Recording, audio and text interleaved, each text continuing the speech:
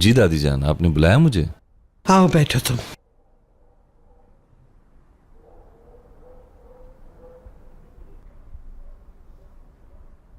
क्या मीरान ने तुमसे उन कागजात के बारे में कुछ पूछा है?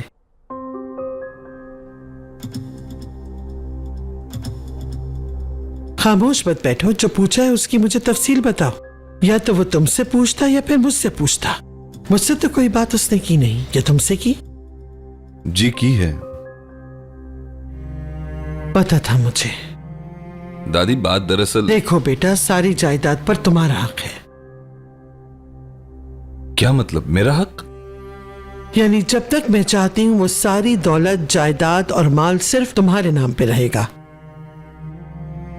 असलान बे खानदान की छत के नीचे रहते हो तो सिर्फ हमारी जान ही नहीं बल्कि माल की भी हिफाजत करोगे।